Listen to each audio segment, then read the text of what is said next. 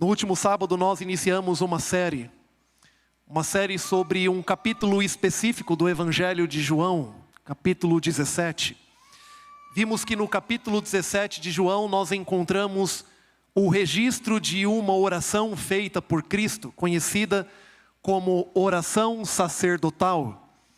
Vimos que essa oração ela é realizada no final do discurso de despedida de Cristo, que começa no capítulo 13 do mesmo Evangelho. Esse capítulo ele registra o maior conteúdo, a maior oração que nós temos registrada na Bíblia. Nós temos muitos textos, como falamos na semana passada, mencionando que Jesus orava, que ele tinha uma vida de oração. Mas aqui nós temos o conteúdo de uma oração muito importante feita por Cristo antes da sua morte. A irmã White, no livro Desejado de Todas as Nações, ela diz que quando Jesus ele termina o discurso de despedida, ele permite o seu coração vazar as emoções mais profundas que ele tinha. Vimos que não foi um momento em que ele chamou os discípulos todos para orar e fez uma oração coletiva, na terceira pessoa. Ele utiliza aqui a primeira pessoa, é uma oração íntima e pessoal, se bem que eles ouviram. Não sabemos ao certo se todos os discípulos ouviram ou apenas João que fez o registro. Tendo em conta o conteúdo tão valioso, nos leva a imaginar que talvez só João tenha ouvido e por isso ele fez o registro. Foi o último evangelho a ser escrito 30, 40 anos depois. Vimos que nessa oração Jesus ele realiza aqui uma oração intercessora. Ele ora por si mesmo, ele ora pelos discípulos, ele ora pela igreja e ora por todos aqueles que viessem a crer. Por isso que ganha o nome de oração sacerdotal. É uma oração intercessora. No último sábado, vimos que nos primeiros versos, Jesus ele ora inicialmente por si mesmo. Pai, é chegada a hora. Glorifica o Filho para que o Filho glorifique o Pai. Entendemos que ele estava falando sobre a cruz.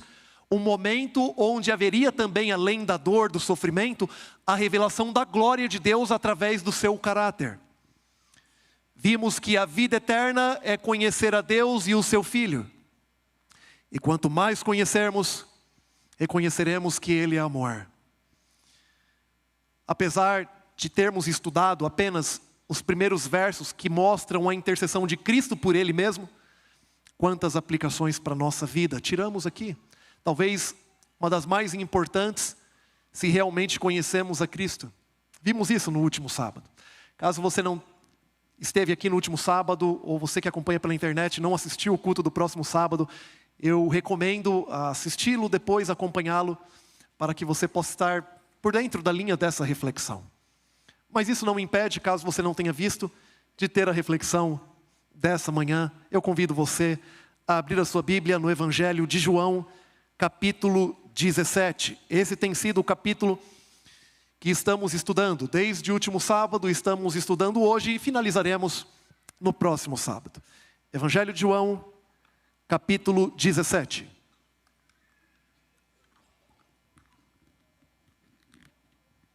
Nós vamos ler a partir do verso 6. Diz assim: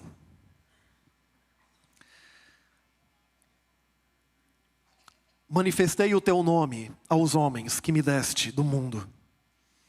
Eram teus, tu me confiaste e eles têm guardado a tua palavra. Agora, eles reconhecem que todas as coisas que me tens dado provêm de ti, porque eu lhes tenho transmitido as palavras que me deste, e eles as receberam, e verdadeiramente conheceram que saí de ti, e creram que tu me enviaste. É por eles que eu rogo.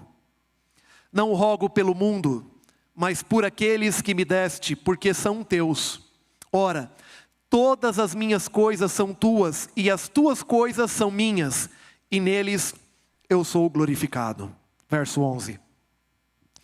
Já não estou no mundo, mas eles continuam no mundo ao passo que eu vou para junto de ti. Pai Santo, guarda-os em teu nome, que me deste, para que eles sejam um assim como nós. Verso 20 e 21.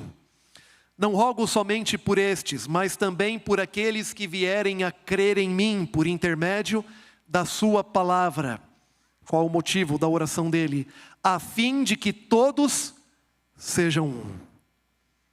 E como és tu, ó Pai, em mim, e eu em ti, também sejam eles em nós, para que o mundo creia que tu me enviastes. Mantenha a sua Bíblia aberta. Jesus, ele está orando pela unidade da igreja.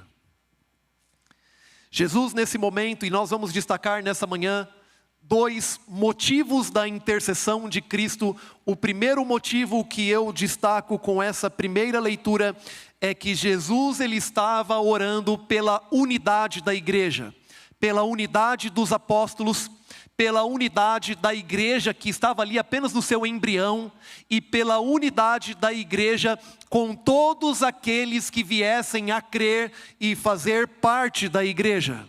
O pecado trouxe consequências terríveis à humanidade. E sem dúvida, uma das piores consequências que o pecado trouxe, nós resumimos em uma palavra, chamada separação. A separação foi uma das piores consequências do pecado, até mesmo pior do que a própria morte. A morte é consequência da separação do ser humano com Deus. Você lembra da primeira atitude do ser humano após possuir a natureza pecaminosa? Ele foge de Deus, ele rompe, ele se esconde. É Deus quem toma a iniciativa e vai atrás do ser humano, e a primeira pergunta que Deus faz ao ser humano foi: onde estás? Onde estás? É claro que ele não precisava de uma resposta para saber onde eles estavam. Ele estava fazendo uma pergunta para a reflexão do próprio ser humano, tentando se esconder de um Deus onisciente, de um Deus que sabe tudo. E a mesma pergunta ele pode fazer para mim e para você ainda hoje: aonde estás? 2025, como você está vivendo? Aonde você está vivendo? Aonde você está, meu filho, minha filha? Uma das piores consequências do pecado, separação. O ser humano, ele se afasta de Deus. E ao se afastar de Deus, ele também se afasta do próximo. Eva, ela foi enganada, ela foi iludida. Adão não foi enganado. Adão participou do pecado conscientemente por amor a Eva. Preferiu colocar em risco a sua vida e perdê-la por amor a Eva. Mas aquele que participou do pecado e do erro por amor à sua esposa, após possuir a natureza pecaminosa, faz o quê? Atribui culpa à sua esposa. Transferência de culpa a ela e, por consequência, ao Deus que havia entregue a mulher para ele. Ele se separa do próximo. Eles têm 2 filhos, Abel e Caim. Um dia Caim se afasta de Deus. E ao se afastar de Deus, ele se afasta de quem mais? Do próximo. Ele mata o seu próprio irmão, Abel. E assim é a consequência do pecado, uma das piores, chamada separação. A partir do momento que o ser humano se separa de Deus, ele começa a romper também com o próximo, com aqueles que Deus colocou para viverem ao seu lado. E isso a gente poderia narrar até a cruz. Chega na cruz do Calvário. Qual foi a maior dor que Cristo enfrenta? Separação. A irmã Ellen White tem um texto, livro Caminho a Cristo, página 13, que diz assim: o imaculado Filho de Deus tomou sobre si o fardo do pecado. Ele que fora um com Deus, sentiu na alma a terrível separação que o pecado causou entre Deus e o homem. Foi o que lhe arrancou dos lábios o brado de angústia: Deus meu, por que me desamparastes? Mateus 27, 46. Foi o peso do pecado, a sensação de sua terrível enormidade e da separação por ele causada entre Deus e a alma, que quebrantaram o coração do Filho de Deus. O que quebranta o coração de Cristo na cruz? A separação. Porque o pecado causa o quê? Separação. É claro que houve dor física, pregos. Ele apanhou antes a coroa de espinhos, mas nenhuma dessas dores se compara à dor da separação que ele sentiu, porque o meu e os seus pecados estavam sobre ele e causando separação entre ele e o Pai. Para que Cristo passa por isso? Por que Cristo enfrenta essa dor da separação? Quando nós vamos a 2 Coríntios capítulo 5, verso 18, diz assim: ora, tudo provém de Deus, que nos reconciliou consigo mesmo por meio de Cristo, e nos deu o ministério da reconciliação. Na cruz, Jesus enfrenta a dor da separação, para que através da sua vida pudesse hoje haver reconciliação entre nós e Deus, por meio da maravilhosa pessoa de Cristo Jesus, amém? Louvado seja Deus por isso, mas não para aqui. Ele diz que fomos reconciliados com Deus por meio de Cristo, e recebemos o ministério do quê? Da reconciliação. Quando aceitamos a Cristo, quando tomamos a nossa vida e depositamos aos pés dele, quando somos reconciliados com Deus através do sacrifício de Cristo, entregamos a nossa vida, ao mesmo tempo nós ganhamos também um ministério chamado Ministério da Reconciliação. Se você avança nesse texto de 2 Coríntios capítulo 5, verso 18, vai para o 19 e 20, ele fala: de sorte que sois embaixadores em nome de Cristo Jesus, para que façam reconciliação. Quando somos reconciliados com Cristo, nós participamos da reconciliação de pessoas com Deus e de pessoas com pessoas. É o antídoto, é o remédio contra uma das piores consequências do pecado, chamada separação. Quem conhece a Cristo trabalha na unidade da igreja, na unidade das pessoas, na unidade de seres humanos com Cristo. Jesus era esse agente de reconciliação. Jesus era esse agente de unidade. Ou os discípulos naturalmente tinham um desejo de serem completamente unidos uns com os outros? Não tinham. Eles não tinham, pelo contrário. Jogavam contra.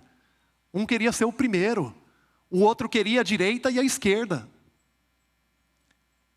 Naturalmente, eles pensavam mais em si do que nos outros, e assim somos nós, irmãos. A unidade na igreja é um ato sobrenatural de Deus em nossa vida. Porque naturalmente nós não somos propensos a buscarmos a unidade, a estarmos unidos. Não é da nossa natureza pós-pecado. Mas quando aceitamos e entregamos a nossa vida, quando somos enxertados como ramos na videira, ao mesmo tempo que a reconciliação com Cristo, a unidade com os outros. Esse exemplo de Cristo, inclusive, a figura, eu sou a videira, vós os ramos, está dentro do discurso de despedida. Quando nós aceitamos estarmos ligados à videira, que é Cristo, inevitavelmente nós estaremos ligados a outros ramos, quer gostemos deles ou não. Você não é obrigado a aceitar estar em Cristo, você não é obrigado a estar na videira, mas se você está na videira por sua decisão, você está ligado a outros ramos, a outros irmãos, e isso é caríssimo para Deus, caríssimo. Vou citar 2 textos. Se você vai em Provérbios, capítulo 6, verso 16 até 19, ali fala que Deus ele se aborrece com 6 coisas, mas uma ele abomina. Uma coisa ele abomina.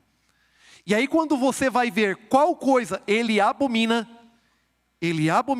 o texto diz no verso 19, o que semeia contenda entre os irmãos. O que causa separação, o que causa divisão, foi isso que Lúcifer fez no céu. Ele se aborrece com muitos pecados, mas esse de causar separação, a palavra de Deus diz, ele abomina. Porque está ferindo o próprio corpo de Cristo. Está ferindo o próprio Cristo, porque ferir a igreja, ferir a unidade da igreja, é ferir o próprio Cristo, o qual deu a vida pela igreja, e formou a igreja, e estabeleceu a igreja, e fundamentou a igreja, é o fundamento e a cabeça da igreja. Jesus, ele levava isso tão a sério, que no Sermão do Monte, registrado no capítulo 5, verso 23 e 24, ele diz assim: você está indo levar uma oferta, e aí você lembra que tem algo não resolvido com o irmão, vai primeiro resolver com o seu irmão, e depois você vem e oferece a oferta. Jesus, nesse texto, ele está validando as ofertas materiais que nós oferecemos para Deus. Mas ele está dizendo que acima da oferta material, ele quer que você se preocupe com a unidade da igreja, em acertar aquilo que é necessário com o irmão, em não ter nada entre você e o irmão que está causando separação, em ser um agente de reconciliação, de estar ligado a Cristo e reconhecer que está ligado a outros seres humanos também. Eu já disse isso aqui em algum momento: se você conseguir ter apenas conversas fáceis na vida, você vai ter uma vida mais difícil. Mas se você consegue vencer o desafio de ter conversas difíceis, você vai ter uma vida mais fácil. Não busque apenas as conversas fáceis. Existem conversas que são muito difíceis de ter, mas são necessárias para proteger a unidade do corpo. Unidade, é importante eu ressaltar que não significa uniformidade, todos serem iguais, do mesmo jeitinho, não é isso. O próprio exemplo da Bíblia é um corpo com membros diferentes. A unidade na igreja não vem por meio da formatação de todos os membros. Alguns podem até querer isso em algum momento, mas não é assim. Ela vem por meio de uma fonte em comum, que é a palavra de Deus, a sua revelação. Ela vem por meio de um objetivo em comum, de uma missão em comum. Em termos ações orquestradas, ações diferentes, cada um segundo as habilidades e os dons, mas numa mesma direção, num mesmo caminho. A unidade, ela é muito cara ao Senhor para a sua igreja. No livro Desejado de Todas as Nações, página 827, falando sobre os apóstolos que tinham dificuldade com unidade, Arman White diz assim: antes do dia de Pentecostes, pode pôr por gentileza o próximo texto, os discípulos se reuniram e tiraram dentre eles todas as desinteligências, eram de um mesmo sentimento.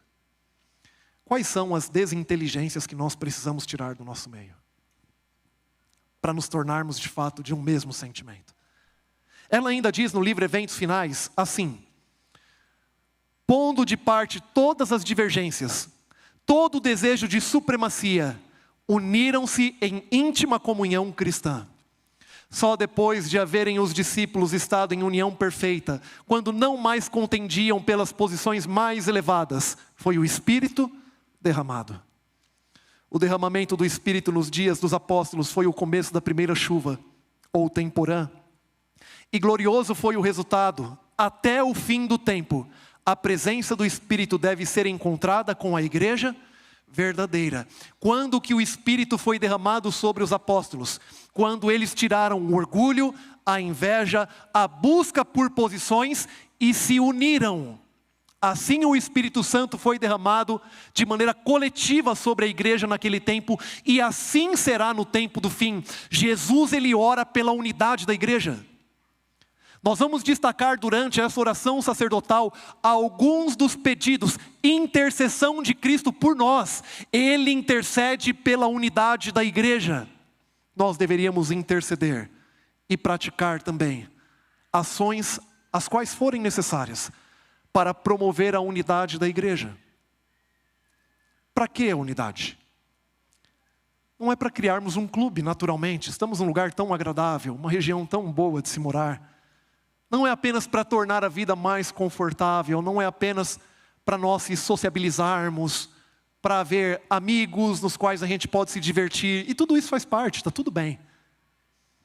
Mas para que Jesus pede por unidade para a igreja? Por que Jesus ora por unidade para a igreja? Convido você, ainda no capítulo 17 da oração sacerdotal, verso 20 a 23, acompanhe na sua Bíblia.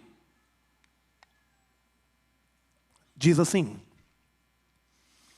não rogo somente por estes, mas também por aqueles que vierem a crer em mim por intermédio da sua palavra, a fim de que todos sejam um, e como és tu, ó Pai, em mim, e eu em ti também seja eles em nós, Para quê? Ele vai falar o para quê agora.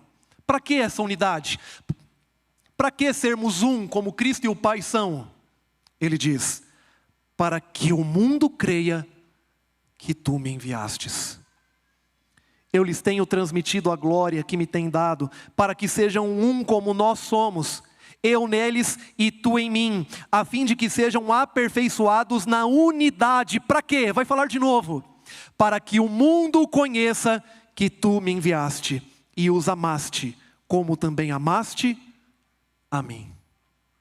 Para que a unidade? Cristo Jesus, ele está intercedendo, e intercedendo pela unidade da igreja, e ele pede ao Pai a unidade para que o mundo conheça que Deus ama o mundo, para que o mundo conheça que Deus Pai enviou o seu Filho ao mundo, para que o mundo creia, tenha fé, possa crer que Jesus ele foi enviado. É por isso que ele pede unidade. Nós encontramos aqui dentro da finalidade algumas palavras que nos lembram de um verso. Deus Pai, amor, mundo, enviou, Filho, crer. Te lembra algum texto? Porque Deus amou o mundo que deu o seu Filho. Ele enviou o seu Filho para que todo aquele que nele crê não pereça, mas tenha vida eterna. Vimos que Jesus ele ora pela unidade da igreja, mas estamos vendo agora um segundo motivo da oração intercessora de Cristo pela igreja. Ele ora pela unidade da igreja para que a igreja unida cumpra a sua missão. Ele está orando pela missão da igreja. Deus amou o mundo de tal maneira que enviou o seu Filho. E no verso 18, olha o que Cristo diz. Verso 18 diz, assim como tu me enviaste ao mundo, também eu os enviei ao mundo. Jesus ele foi enviado pelo Pai. E Jesus ele envia quem? Jesus ele envia a igreja. Jesus envia a igreja para cumprir a missão. Jesus envia a igreja para que o mundo possa reconhecer que Deus ama. Será que como igreja o mundo está reconhecendo através de nós que Deus ama? Deus ele envia a igreja na pessoa de Cristo Jesus para que o mundo pudesse reconhecer que Deus ama, para que eles pudessem crer em Cristo e na salvação de Cristo. Jesus disse no Evangelho de Mateus capítulo 28, ide por todo o mundo e fazei discípulos, batizando-os em nome do Pai, do Filho e do Espírito Santo, ensinando eles a guardarem todas as coisas. Conhecemos esse texto de trás para frente. Depois existe um outro texto adicional para o movimento adventista do sétimo dia, que é muito importante, Apocalipse 10, 11. É necessário ainda proclamar a muitos povos, nações, línguas e reis. Texto emblemático, e ele faz uma conexão com as 3 mensagens angélicas. Você as conhece. A primeira mensagem angélica começa dizendo, vi um outro anjo voando pelo meio do céu. Quem simboliza esse anjo? A igreja remanescente de Deus nos últimos dias da história desse mundo, voando porque indica rapidez. Será que nós estamos de fato representando esse anjo voando? Tendo o evangelho eterno a pregar a todos os povos, nações, línguas e reis, dizendo, temei a Deus e dai-lhe glória, pois é chegada a hora do seu juízo, e adorai aquele que fez os céus, a terra, o mar e a fonte das águas. No entanto, amigos, Satanás ele tem atacado a igreja por fora e por dentro, com o objetivo de fazê-la perder o seu rumo. Ele tem tentado nos ocupar com assuntos que são importantes, mas ao mesmo tempo nos distraindo da nossa verdadeira missão, levando-nos a esquecer a identidade e o motivo e a razão de Deus levantar um movimento chamado Adventista do Sétimo Dia. Eu vou citar 2 textos agora que estão no livro Eventos Finais. Pode pôr o primeiro, por gentileza. Diz assim, os adventistas do sétimo dia foram escolhidos por Deus como um povo peculiar, separado do mundo. Com a grande talhadeira da verdade, ele os cortou da pedreira do mundo e os ligou a si. Tornou-os representantes seus e os chamou para serem embaixadores seus na derradeira obra de salvação, o maior tesouro da verdade já confiado a mortais.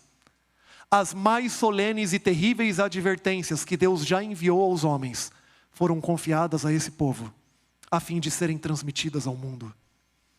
Os adventistas do sétimo dia, eles não são mais valiosos do que nenhuma outra pessoa. Mas eles receberam uma missão, uma incumbência de Deus. Peculiar, única para esse tempo. Ela ainda acrescenta um outro texto na mesma página.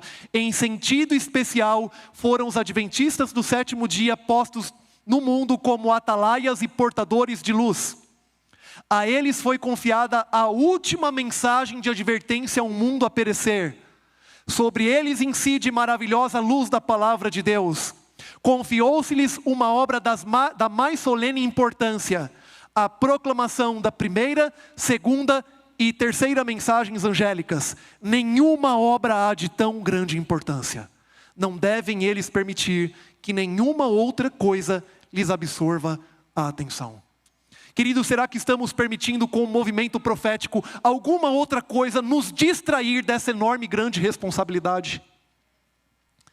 Será que estamos cumprindo o nosso papel, proclamando as 3 mensagens angélicas como aquilo que existe de mais importante para essa igreja fazer? Vivemos em um tempo, me parece, que alguns começam inclusive a questionar a identidade profética e peculiar da igreja adventista do sétimo dia. Tem receio de afirmar que fazem parte de um povo remanescente, se bem naturalmente que não podemos dizer que somente os membros da igreja adventista fazem parte desse povo remanescente. Mas alguns começam a ter receio de dizer que tem uma mensagem a todo mundo. Foi dada uma mensagem peculiar e única para essa igreja, para preparar um mundo para a volta de Cristo Jesus, para resgatar algumas verdades que se perderam desde que começou a haver separação entre o ser humano e Deus. Quando eu faço um estudo desses textos, Apocalipse 10, 14, Mateus 28, Daniel 8, e alguns textos do Espírito de Profecia, nós chegamos a conclusões óbvias. Primeira conclusão, a principal obra confiada a essa igreja foi proclamar as 3 mensagens angélicas de Apocalipse 14. E pregar as 3 mensagens angélicas não é tocar terror no mundo, dizendo que o juízo vai consumir a todos e aí por diante. Pregar as 3 mensagens angélicas é pregar sobre Cristo, porque o Evangelho eterno representa a Cristo. É pregar sobre Cristo como Criador que deve ser adorado, Criador dos céus, do mar, das fontes, das águas, de tudo. É pregar Cristo como nosso Salvador que veio a esse mundo, e entregar a vida no meu e no seu lugar para que haja reconciliação. É pregar a Cristo que ressuscitou e hoje é o nosso intercessor no santuário celestial. É pregar a Cristo, mediador entre Deus e os homens, para que não haja nenhuma condenação para aqueles que estão nele. É pregar a Cristo, aquele que voltará a esse mundo para reorganizar essa bagunça que virou por causa do pecado. Pregar as 3 mensagens angélicas é pregar a Cristo que tira seres humanos da confusão, da Babilônia. É pregar a Cristo. Segundo ponto, não há nenhuma obra mais importante para a igreja adventista, para esse movimento profético, do que pregar as 3 mensagens angélicas. E por isso, não deveríamos nos distrair com outras coisas que podem ser importantes, mas podem estar nos atrapalhando de pregar as 3 mensagens angélicas. Uma das principais estratégias de Satanás desde o princípio é a falsificação. Ele falsifica a igreja verdadeira, levantada e instituída por Cristo. Nós sabemos disso, mas ele também tem falsificado a maneira de viver daqueles que pertencem à sua igreja. Se perdermos a nossa identidade, perderemos a nossa razão de existir. Como movimento profético, se perdermos a nossa identidade, a missão que Deus confiou a essa igreja, no mesmo momento a gente perde a razão de existir. No livro Atos dos Apóstolos, a irmã White diz assim, pode colocar por gentileza, diz assim, longamente, Deus tem esperado que o espírito de serviço se apodere de toda a igreja, de maneira que cada um trabalhe para ele segundo a sua habilidade. Quando os membros da igreja de Deus fizerem a obra que lhes é indicada nos necessitados campos nacionais, aonde estão, e nos estrangeiros, em cumprimento da comissão evangélica, ou seja, ide por todo mundo, é necessário ainda proclamar, todo mundo será logo advertido, e o Senhor Jesus retornará a essa terra com poder e grande glória. Amém? Quando? Longamente Deus tem esperado que o espírito de serviço se apodere de toda a igreja. Irmãos, o que a gente faz com um texto como esse? Quantos da igreja estão envolvidos no serviço do Senhor? Quantos entre nós estamos envolvidos na pregação do Evangelho e na missão que Ele confiou à igreja? Quantos de nós estamos participando da missão de proclamar o Evangelho eterno? E eu não estou dizendo só de pegar, abrir a Bíblia, dar um estudo bíblico. Existem muitas maneiras de participar disso, muitas. E a irmã White, ela afirma que Deus tem esperado por muito tempo que toda a igreja, ela participe do serviço, e quando toda a igreja se apoderar do serviço, o Evangelho será pregado e Jesus voltará a essa terra. Será que realmente estamos aguardando a volta de Cristo? Será que realmente estamos desejando a volta de Cristo? Estamos como igreja massivamente nos envolvendo na pregação do Evangelho a todo mundo? Querido irmão, querida irmã, se nós não estamos nos envolvendo na missão que Deus confiou a essa igreja, nós não podemos afirmar que somos adventistas do sétimo dia. Ser adventista do sétimo dia é reconhecer que Deus levantou essa igreja com um movimento profético para proclamar, para pregar, para preparar o mundo, e por isso nós buscamos unidade. Para que o Espírito Santo seja derramado, porque isso não vai acontecer com força humana. Será pelo poder, pela ação poderosa do Espírito Santo em nossa vida. Deus confiou essa missão à igreja. Como nós podemos glorificar a Deus através da missão que Ele confiou a essa igreja? Vamos ver o exemplo de Cristo, está no verso 4 da oração sacerdotal. Olha o que nós encontramos no verso 4. Jesus dizendo: eu te glorifiquei na terra, consumando a obra que me confiaste para fazer. Como que Jesus glorificou o Pai? Consumando a obra, terminando a obra. Eu quero afirmar nessa manhã que Deus não levantou a igreja adventista do sétimo dia, esse movimento profético, para continuar a pregação do Evangelho. Deus levantou a igreja adventista do sétimo dia para terminar a pregação do Evangelho ao mundo. Para proclamar a todo mundo, pelo poder do Espírito Santo, que Jesus em breve vai voltar. Para resgatar a verdadeira adoração ao Senhor. Quando nós terminamos, no capítulo 14 de Apocalipse, de passar pelas mensagens angélicas, vemos que o próximo acontecimento imediato é a volta de Cristo Jesus. Você tem pensado nisso? Jesus, na oração sacerdotal, Ele orou pela unidade da igreja, mas Ele orou pela unidade da igreja para orar também pela missão da igreja. E se Jesus orou pela unidade da igreja e para a igreja terminar essa missão, é porque há poder disponível para mim e para você como igreja de Cristo. Mas é necessário eu dedicar e entregar a minha vida para isso. Senão, nós estaremos vivendo qualquer outra coisa, menos igreja. Muito menos movimento adventista. Essa semana nós tivemos uma perda na família. O avô da Priscila, na sexta-feira passada, se não estou errado, ele teve uma queda, um senhor já de 93 anos, caiu, assim, quedinha boba. Estava alimentando macaquinhos, virou, caiu. A cabeça do fêmur, ela esmiuçou um pouco os ossos. Não sabemos se ele caiu porque esmiuçou primeiro, quebrou, muito frágil os ossos, ou se quebrou devido à queda. O fato é que foi internado, passou por uma cirurgia. E essa semana ele descansou no Senhor. Nós saímos às pressas, fomos para Belo Horizonte. Um pioneiro da igreja em Belo Horizonte. Não foi pastor, não tem formação em teologia, formação básica, mas um missionário. tinha a igreja, um amor pela igreja, pela missão da igreja. Eu tive o privilégio, agradeci no culto de ontem, de ter conhecido o senhor Miguel Stelling. Chamava de pastor Henrique Melo, pastor Henrique Melo. Um respeito, um senhor de 93 anos, um respeito. Orava constantemente. Temos vídeos dele orando, orava um por um. Tem uma oração, Priscila me mostrou ontem, ou está no celular, orando pelos jovens do NASP. Coisa mais linda. Tivemos ali o culto, o velório, e ali em algum momento antes tentaram contar quantas pessoas ele tinha levado a Cristo. E já me surpreendeu um senhor de 93 anos, porque os vínculos eles vão... Você vai se sociabilizando menos, né? Com boa parte das pessoas, tinha muita gente no velório. Contaram mais de 300 pessoas que ele tinha levado para Cristo.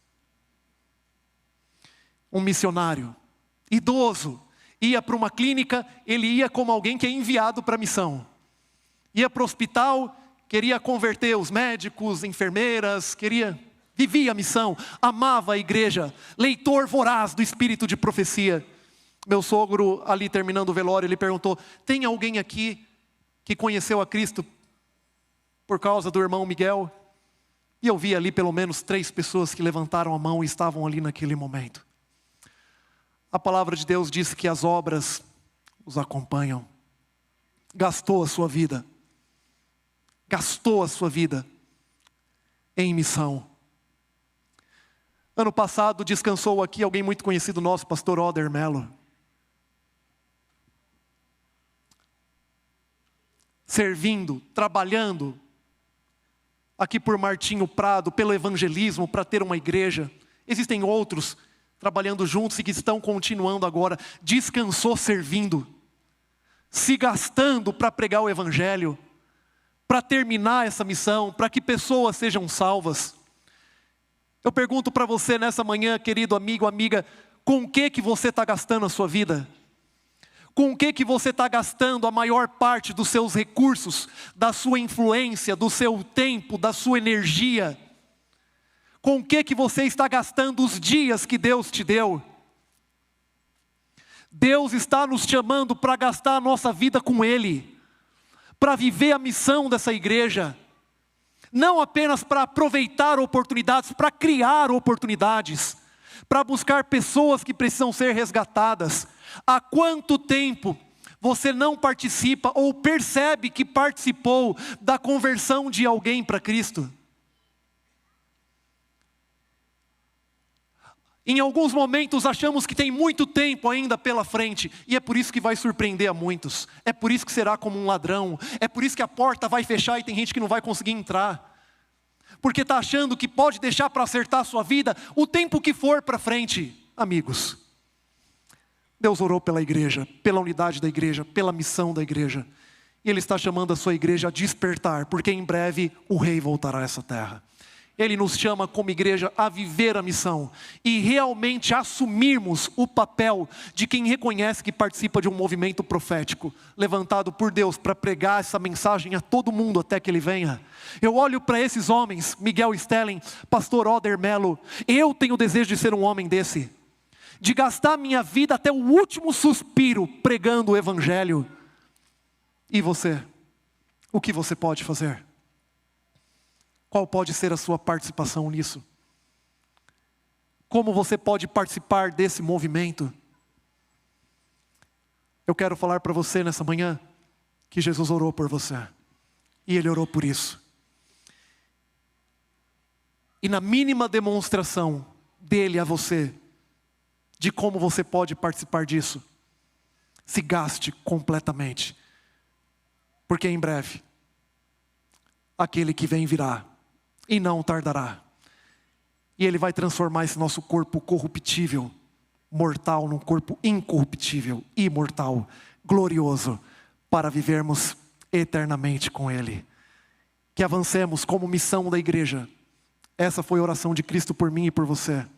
Que possamos promover a unidade e usar essa unidade para pregar o Evangelho. Eu vou chamar nesse momento o Ministério de Louvor, pode subir já, nós vamos fazer a oração final. E após a oração final, cantar o hino de despedida. Reflita, peça a Deus para te mostrar como você pode participar mais disso. Qual é a sua parte nesse grande movimento? Como você pode participar da proclamação do Evangelho?